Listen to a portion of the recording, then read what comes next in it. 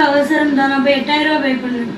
எனக்கு அவசரம் தான், அதான் கோல்டில் ஜாயின் பண்ணிட்டு மிச்சத்தை வந்து ஸ்கேனர் மூலமாக பே பண்ணணும். இன்ஸ்டாகிராமில் இருந்து உங்ககிட்ட பாட்டு வருமா, என்கிட்டயா பாட்டு தான் என்ன செய்ய போகிற நீ இப்போ?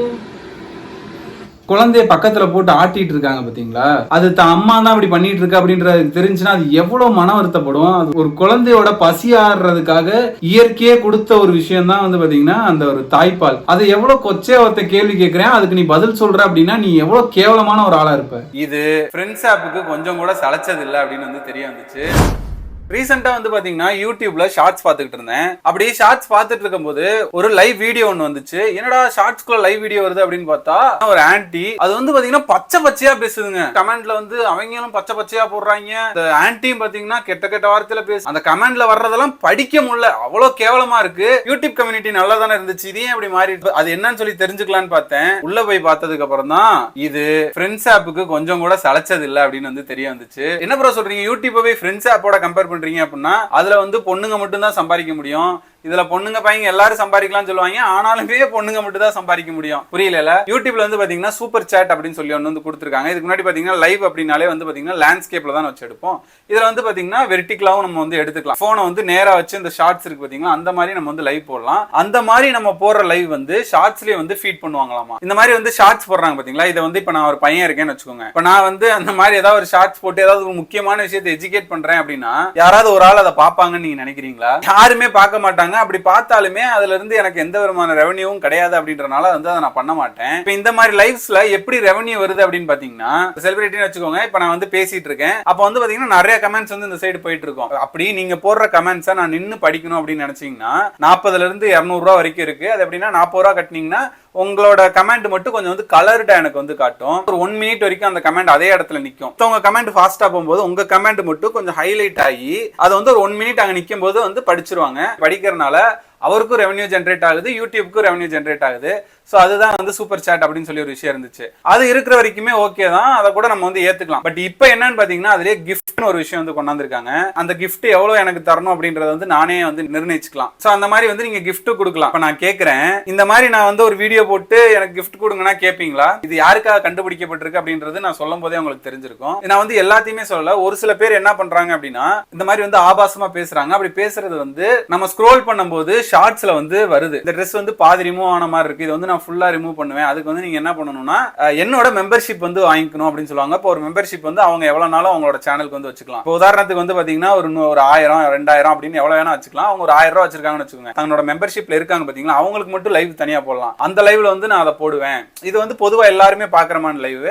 அதுல வந்து இந்த மாதிரி ஆடியன்ஸை கெயின் பண்ணி அவங்களெல்லாம் இழுத்து அவங்கள வந்து மெம்பர்ஷிப்ல வந்து போட வச்சிடறது. போட வச்சு அதுல இருந்து இவங்க வருமானம் எடுத்துக்கிட்டு அவங்களுக்கு மட்டும் தனி லைவ் போடுறாங்க. பட் அதுக்குள்ள என்ன போடுறாங்க என்னன்றது வந்து இது வரைக்கும் தெரியல. இந்த மாதிரி ஒரு விஷயம் தான் யூடியூப் வந்து இப்ப கிரியேட் பண்ணிருக்கு. ப்ரோ நீங்க வந்து யூடியூப்லயே இருக்கீங்க, அதுல இருந்து சம்பாரிச்சுட்டு அவங்களே வந்து நீங்க தப்பு சொல்றீங்களே ப்ரோ அப்படின்னு கேட்கலாம். அது வந்து யாரா வேணா இருக்கட்டும், தப்பு செஞ்சா அது வந்து தவறு தான். இந்த விஷயத்தை வந்து யூடியூப் திருத்திக்கணும் அப்படின்னு வந்து நான் கேட்கறேன். இந்த லைவ் சாட் இந்த மாதிரி விஷயங்களை அவாய்ட் பண்ணிட்டா இந்த சோசியல் மீடியா பிளாட்ஃபார்ம் வந்து இன்னும் ஹெல்த்தியா இருக்கும். இன்னும் ரொம்ப வருஷம் வந்து ஹெல்த்தியான வேலை வந்து இந்த சோசியல் மீடியா வந்து பயணிக்கும் அப்படின்றதான் வந்து என்னோட ஒரு கருத்தா இருக்கு. இதை பண்றவங்க எல்லாருமே வந்து பாத்தீங்கன்னா நைட் வந்து ஒரு 8 o'clock மேல வந்து ஸ்டார்ட் பண்றாங்க. நைட்டு 11 மணி 12 மணிக்கு மேலதான் நீங்க இந்த ஷார்ட்ஸ்ல பாத்தீங்கன்னா ஸ்க்ரோல் பண்ணும்போது அது வந்து அதிகமா வருது. ஏன் அப்படின்னா அந்த டைமுக்கு மேலதான் வந்து பொண்ணுங்க வந்து ஆன்லைன்ல வந்து இந்த மாதிரி வீடியோஸ் போட ஆரம்பிக்கிறாங்க. இது அவங்களுக்கு ஒரு பொழுதுபோக்காவே போய்கிட்டு இருக்கு இரவு நேரங்கள்ல. இதுல ஒரு சில பேர் காட்டுறேன், அவங்க வந்து எந்த அளவுக்கு வந்து கெட்டு போயிருக்காங்க அப்படின்றத மட்டும் பாருங்க. நான் லைக் செய்து விட்டேன், மெம்பர்ஷிப் இருக்கு, ஜாயின் பண்ணா வருவேன். ஓகேவா? இன்னைக்கு ஏன்னா லைவ் இப்பதான் போட்டிருக்கேன், போட்டோன்னே மெம்பர்ஷிப் இருக்கான்னு சொன்னா அப்புறம் எப்படி? ஜாயின் பண்ணட்டும், தினந்தோறும் வருவேன். நான் முன்னாடியே சொன்னேன் பாத்தீங்களா, மெம்பர்ஷிப் நான் அந்த ஒன்லி மெம்பர்ஸ்க்கு மட்டும் லைவ் போடுவோம் இல்லையா, அதுல வந்து லைவ் போடுறேன் அந்த மாதிரி சொல்றாங்க. ஜாயின் பண்ணட்டும், தினந்தோறும் வருவேன். ஜாயின் பண்ணிட்டு தினந்தோறும் உனக்கு வந்து உனக்கு அவசரம் அப்படின்னா பர்சனல் லைவ் ஓகேவா? எப்படி பர்சனல் லைவ் வருது? பர்சனல் லைவ் வரணும்னா கோல்டு மெம்பர்ஷிப்ல ஜாயின் பண்ணிட்டு உங்களுடைய இன்ஸ்டாகிராம் ஐடி வந்து எனக்கு கொடுக்கணும். கேட்டுக்கோங்க. அதாவது கோல்டுன்னு ஏதோ ஒன்று இருக்கு போல, அது எவ்வளோன்னு எனக்கு தெரியல. ஸோ அதில் வந்து ஜாயின் பண்ணிட்டு அவங்களோட இன்ஸ்டாகிராம் ஐடி வந்து உங்களுக்கு கொடுத்தாங்கன்னா இவங்க வந்து அவங்களுக்கு டைரக்டா வீடியோ கால் வராங்களாமா. அதான் கோல்டில் ஜாயின் பண்ணிட்டு மிச்சத்தை வந்து ஸ்கேனர் மூலமா பே பண்ணணும். இன்ஸ்டாகிராம்ல இருந்து ஏதோ கோல்டில் ஜாயின் பண்ணணுமா, அதுவே எவ்வளோன்னு தெரியல. அப்புறம் இன்ஸ்டாகிராம்லேயே ஏதோ வந்து பே பண்ண சொல்றாங்க. எந்த வழியில எப்படி அவங்க பணம் சம்பாரிச்சிட்டு இருக்காங்க அப்படின்றத வந்து பாருங்க. இதை ஒரு வேவா யூஸ் பண்ணி எவ்வளவு கேவலமா பணம் சம்பாரிச்சிட்டு இருக்காங்க அப்படின்றத வந்து பாருங்க. எனக்கு அவசரம் தான், நான் போய் 8000 ரூபாய் பே பண்ணுவேன். எனக்கு அவசரம்னா உனக்கு அவசரம்னா 8000 ரூபாய் பே பண்ணுவான். எவ்வளவு கொச்சையா பேசுறாங்க அப்படின்றத வந்து பாருங்க.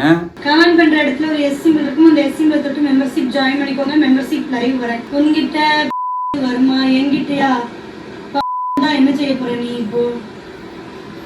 அதாவது எனக்கு ஒண்ணு புரியல.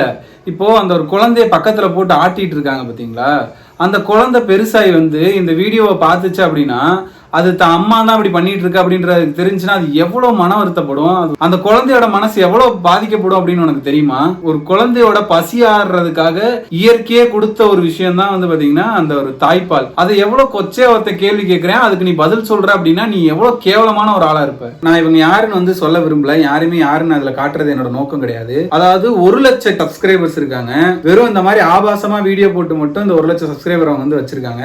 இப்ப இந்த மாதிரி பண்றதை விட்டுட்டு போய் ஒரு நேரம் கூலி வேலைக்கு போய் 2 கல்லு தூக்கி அந்த குழந்தைய வளர்த்தேன்னா நாளைக்கு வந்து உன்னை பார்த்தா எங்க அம்மா என்ன எவ்வளவு கஷ்டப்பட்டு வளர்த்துச்சு தெரியுமா அப்படின்னு வந்து சொல்லுவோம். துலாராசி விசாக நட்சத்திரம், சிம்மலக்னம் விசாக நட்சத்திரம், இல்ல இதுக்கு முன்னாடி பார்த்ததுக்கு வந்து இந்த விஷயத்த வந்து நம்ம வந்து ஏத்துக்கிற மாதிரி தான் இருக்கு. ஒரு ஜோசியம் பார்த்து அது மூலியமா ஏர்ன் பண்றது அப்படின்றது வந்து இட்ஸ் ஓகே தான். பட் எனக்கு அது மேல நம்பிக்கை இல்லை அப்படின்னா கூட இவர் வந்து பாத்தீங்கன்னா ஒரு போன் கால் வருது, அதுல இருக்கவங்களுக்கு தான் வந்து ஆக்சுவலா ஜாதகம் பார்த்துட்டு இருக்காரு. மித்தவங்க எல்லாம் வந்து அவர் ஜாதகம் அவங்களுக்கு சொல்றதா லைவ்ல கேட்டுட்டு இருக்காங்க. இது அவங்களோட ஜாதகம் கிடையாது, வேற ஒருத்தவங்களுக்கு சொல்றதை இவங்க லைவ்ல பாக்குறாங்க. ஆனா சம்பந்தமே இல்லாம இதுல கமெண்ட்ல வந்து இவங்களோட டேட் ஆஃப் பர்த், டைம், ஊரையும் போட்டு கமெண்ட் பண்ணிட்டே இருக்காங்க. அந்த கமெண்ட் பாத்தீங்கன்னா ஓடிக்கிட்டே இருக்கு. இதுல ஒரு கமெண்ட் அவர் நிப்பாட்டி பார்த்து அது சொல்றதுக்கே அவருக்கு டைம் ஆகும். அவர் அதை பார்த்து சொல்ல மாட்டாருன்னு தெரிஞ்சா அவங்களோட டேட் ஆஃப் பர்த், அவங்களோட டைம், இதெல்லாம் எப்படி அவங்களோட டைம் வேஸ்ட் பண்ணிட்டு இருக்காங்க அப்படின்னு பாருங்க. இதையும் உட்காந்து நிறைய பேர் வந்து லைவ் பார்த்துட்டு இருக்காங்க, அடுத்தவனுக்கு ஜாதகம் சொல்றாங்க. அது என்னன்னு பார்த்துட்டு உட்கார்றது எப்படி, அது எனக்கு என்னன்னு ஒன்னும் புரியல. சரி விடுங்க. அதுல இருக்க ஒரு கமெண்ட் கூட அவர் ரிப்ளை பண்ணல, அவர் வாட்டுக்கு அடுத்தடுத்தா போயிட்டு இருக்காரு. சரி இப்படி ஒரு கேங் இருக்காங்க, இதையும் வந்து தெரிஞ்சுக்கிறோம். அதாவது வந்து பாத்தீங்கன்னா இப்போ நைட் ஒரு இப்போ 9:30 யாருக்கு நான் அதை ஷூட் பண்ணிட்டு இருக்கும் போது இந்த நேரம் உட்காந்து சாப்பிட்டுக்கிட்டே அப்படியே வந்து லைவ் போடுறாங்க. இப்போ இவங்க வந்து பாத்தீங்கன்னா அவங்க பேரை நான் மென்ஷன் பண்ண விரும்பல, ஆனா அவங்களோட பேர்லயே வந்து ஃபேமிலி விளாக் அப்படின்னு தான் வந்து அவங்களோட சேனல் நேமே போட்டிருக்காங்க. ஸோ இதுல வந்து நான் என்ன சொல்ல வரேன்னு பாத்தீங்கன்னா இந்த மாதிரி ஃபேமிலி விளாக் பண்ணலாம் அப்படின்னு சொல்லி உள்ள வர நிறைய பேர், அதாவது ஒரு 30க்கு மேல 40க்குள்ள, ஸோ அந்த ரேஞ்சில் இருக்கவங்க தான் வந்து பாத்தீங்கன்னா இந்த மாதிரி லைவ்லாம் வந்து நிறைய வந்து நான் பார்க்க முடியுது. அவங்க எல்லாமே வந்து வீட்டுல எப்படி அலோவ் பண்றாங்கன்னு என்னால புரிஞ்சுக்கவே முடியல. நான் முன்னாடியே சொன்ன மாதிரி இந்த மாதிரி குடும்ப பெண்கள் தான் வந்து இதுக்குள்ள வந்து நிறைய பேர் வந்து மாட்டுறாங்க. வீட்டுல இருந்தே சம்பாதிக்கிறதுக்கு என்னெல்லாம் வழி இருக்கு அப்படின்னு பார்க்கும்போது இந்த மாதிரி வந்து ஆன்லைன்ல வந்து நம்ம பேசணும் அப்படின்னா வந்து கிஃப்ட் தரது, காசு வருது அப்படின்னு நினைச்சிட்டு இந்த இதுக்குள்ள இறங்குறாங்க. இந்த ஒரு லைவ் கல்ச்சரே அவங்க வந்து மாத்திருது அப்படின்னு வந்து நான் நினைக்கிறேன். யூடியூப்ல வந்து ஒரு கண்டென்ட் போடணும், ஒரு ஏர்ன் பண்ணணும் அப்படின்னு நினைக்கிறீங்கன்னா குரூப் 1, குரூப் 2, குரூப் 4 வந்து படிங்க.